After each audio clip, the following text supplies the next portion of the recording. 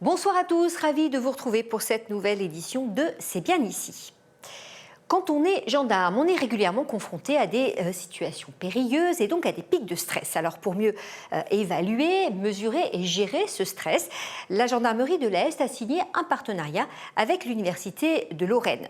Une sorte de formation qui vise un petit peu à traiter le mal par le mal.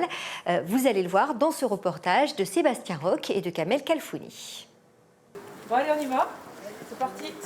C'est un exercice périlleux et imprévu auquel vont être confrontés ces gendarmes.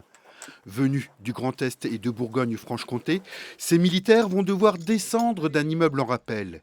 Équipés d'un casque et de harnais, la tension monte au sommet de cet immeuble de 8 étages. Le but, c'est que tu prennes du plaisir à faire ça, d'accord ? Et en tout cas, que tu ressentes le moins possible du stress, et surtout les conséquences du stress, ce qui pourrait te ralentir dans ton action.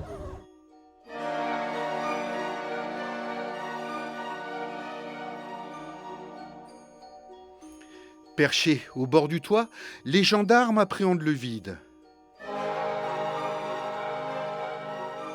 Avant de se lancer dans une descente vertigineuse de 30 mètres en rappel.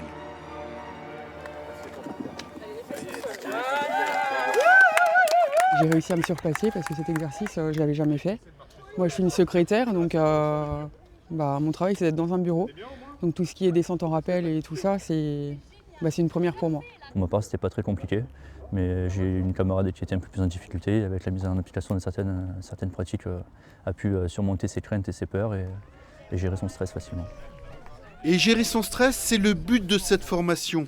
Au quotidien, les gendarmes sont sous pression et doivent faire face à des situations de plus en plus compliquées, comme les émeutes urbaines ou les manifestations. Que vous soyez en secrétariat, que vous soyez dans une voiture de patrouille, que vous soyez derrière une porte prêt à la casser pour aller chercher le mis en cause, les conséquences de ce stress sur votre corps et sur votre esprit, elles sont exactement les mêmes.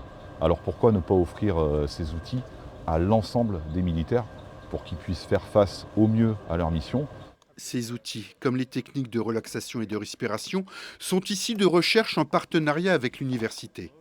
Lors de cet exercice, chaque gendarme est équipé de capteurs, des capteurs qui indiquent le niveau de stress. Un premier capteur, donc celui de l'activité électrodermale, il nous dit si la personne transpire ou pas. Parce que quand on stresse, on transpire et le premier capteur évalue ce niveau de transpiration.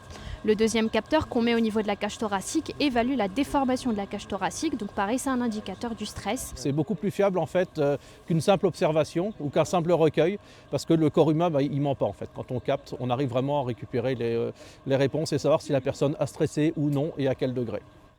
Après cette expérience de 3 semaines, ces militaires deviendront formateurs pour aider leurs collègues à gérer leur stress dans les différentes unités que compte la gendarmerie.